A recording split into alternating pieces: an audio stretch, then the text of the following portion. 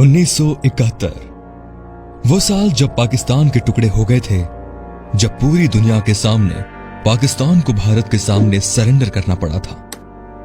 लेकिन पाकिस्तान को हराना और पाकिस्तान के टुकड़े करना इतना आसान नहीं था। ये वो समय था जब अमेरिका और दूसरे बड़े देश भारत के खिलाफ खड़े हो गए थे। ये वो समय था जब पूरी दुनिया में भारत अकेला पड़ गया था। तब रूस ने भारत का साथ दिया और भारत से अपनी दोस्ती निभाई। हालांकि रूस और अमेरिका एक दूसरे के कट्टर विरोधी रहे हैं, ये भी एक कारण था कि रूस ने पूरी दुनिया के खिलाफ भारत का साथ दिया।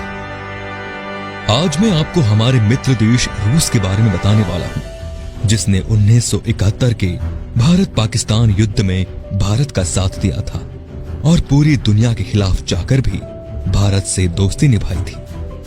कहा जाता है कि रूस भारत का सबसे बड़ा मित्र है। लेकिन क्या आप जानते हैं कि किस तरह से रूस ने 1971 की लड़ाई में भारत का साथ दिया था?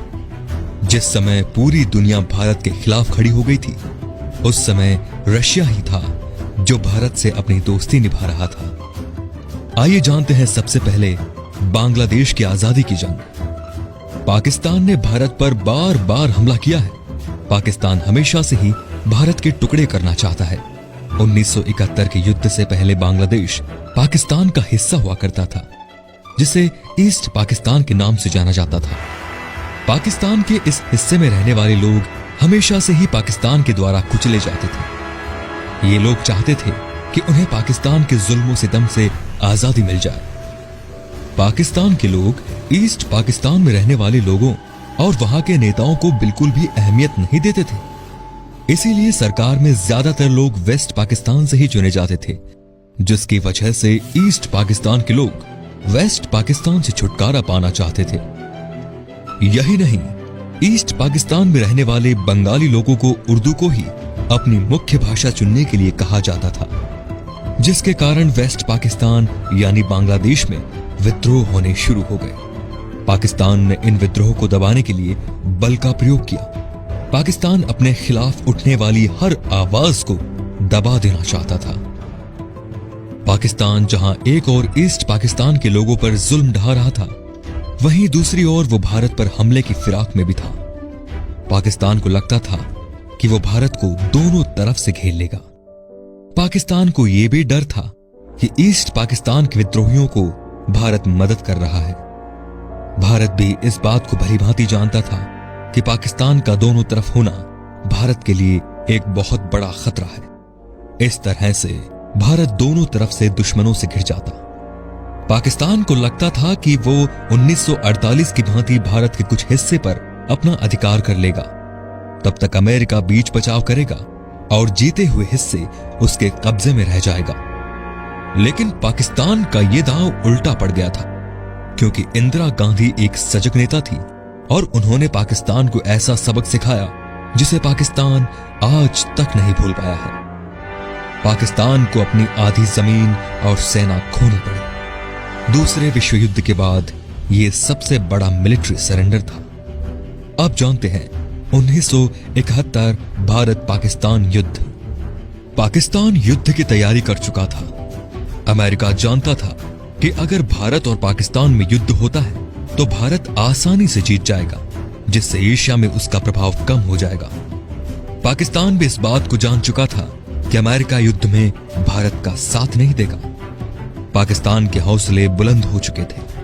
भारत ने जब अमेरिका से मदद मांगी तो अमेरिका ने इसे साफ इनकार कर दिया। 3 दिसंबर की रात को पाकिस्तान की तरफ से भारत पर हमला कर दिया गया। भारत इसके लिए पूरी तरह से तैयार था। पाकिस्तान ने भारत की 11 एयरबेस पर हमला कर दिया। 4 दिसंबर को भारत की तरफ से भी लड़ाई की घोषणा कर दी गई। ये पहली लड़ाई थी जिसमें भारत की तीनों सेनाएं एक साथ लड़ी थी और बहुत जल्द पाकिस्तान का 15,010 किलोमीटर का क्षेत्र अपने कब्जे में कर लिया था। लेकिन यह लड़ाई भारत के लिए आसान नहीं थी, क्योंकि अमेरिका इस लड़ाई में पाकिस्तान के साथ था। वहीं वो चीन को भी अपने साथ मिलाकर भारत को दबाना चाहता था। उसे डर था कि कहीं ईस्ट पाकिस्तान की आजादी में भारत का हाथ रहा तो भारत बड़ी शक्ति बनकर उभरेगा। साथ ही एशिया में रूस का प्रभाव भी बढ़ने लगेगा। अमेरिका के द्वारा पाकिस्तान का साथ दिए जाने का एक कारण यह भी था कि पाकिस्तान अमेरिका के द्वारा बनाए गए 2 मिलिट्री संगठनों सैंटो एंड सिएटो का हिस्सा था। अमेरिका बांग्लादेश से भारत में आने वाली रिफ्यूजी की समस्या, वहां के लोगों पर हो रहे अत्याचार और उनकी आजादी को लेकर भारत का साथ नहीं दे रहा था, बल्कि वो चीन के साथ मिलकर भारत पर दबाव बना रहा था कि वो ईस्ट पाकिस्तान यानी बांग्लादेश के मुद्दे से दूर रहे। आइए अब जानते हैं रूस और भारत के बीच संधि। ऐसे में इंदिरा गांधी ने एक कठोर कदम उठाते हुए 9 अगस्त को सोवियत यूनियन के साथ शांति, भाईचारे और सहयोग की संधि पर हस्ताक्षर कर दिए, जिससे अमेरिका पूरी तरह से भारत के खिलाफ हो गया। 3 दिसंबर 1971 को पाकिस्तान ने भारत पर हमला कर दिया।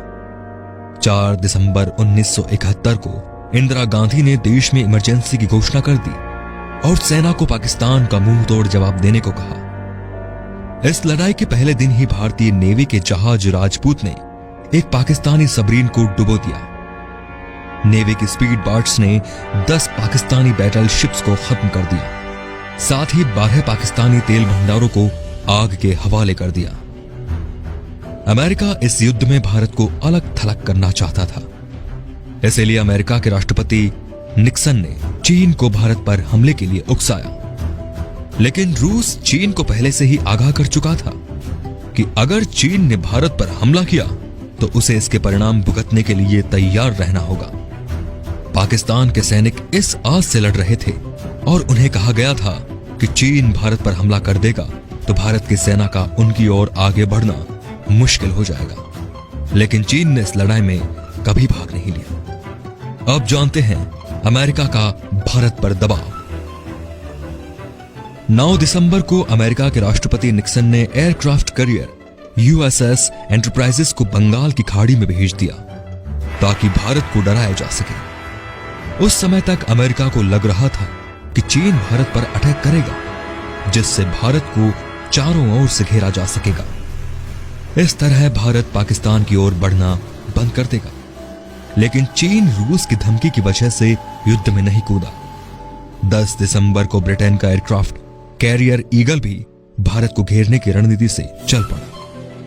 अब जानते हैं 1971 की जंग में रूस का आक्रमण। तब रूस अपने जहाजों के बेड़े के साथ बंगाल की खाड़ी में उतर जाता है और ब्रिटेन के एयरक्राफ्ट कैरियर ईगल पर नजर रखता है। रूस ईगल का मुकाबला करने के लिए अपने न्यूक्लियर सबमरीन एंटीशिप मिसाइल्स को भी उतार देता है। रूस के इस रुख को देखकर ब्रिटिश सेना पीछे हट जाती है। रूस अमेरिका के एयरक्राफ्ट कैरियर का रास्ता भी पूरी तरह से रोक लेता है। उनका एक ही लक्ष्य रहता है कि अमेरिकी जहाज किसी भी भारतीय मिलिट्री बेस को निशाना ना बना सके। रूस की हर मिसाइल के निशाने पर अमेरिकी एयरक्राफ्ट था। रूस के मिलिट्री कमांडर अपने सबमरीन और जहाजों को अमेरिकी एयरक्राफ्ट के बिल्कुल नजदीक ले जाते हैं ताकि अमेरिका के जासूसी सैटेलाइट्स उन्हें अच्छे से देख लें और उन्हें अंदाजा हो जाए कि रूस अपने न्यूक्लियर सबमरीन के साथ उनके सामने है। इस तरह अमेरिका भी रूस के आक्रामक रवैयों को देखकर वापस चला जाता है। अब जानते हैं श्रीलंका की भूमिका। इस लड़ाई में श्रीलंका ने भी पाकिस्तान की मदद की थी। पाकिस्तान के जहाज श्रीलंका के एयरबेस पर फ्यूल भरवाते थे। लेकिन जब अमेरिका, चीन, ब्रिटेन जैसी दुनिया की महाशक्तिशाली सेनाएं भारत के खिलाफ थीं, उस समय रूस ने न केवल भारत का साथ दिया बल्कि पूरी दुनिया को अपनी ताकत का लोहा मनवा दिया।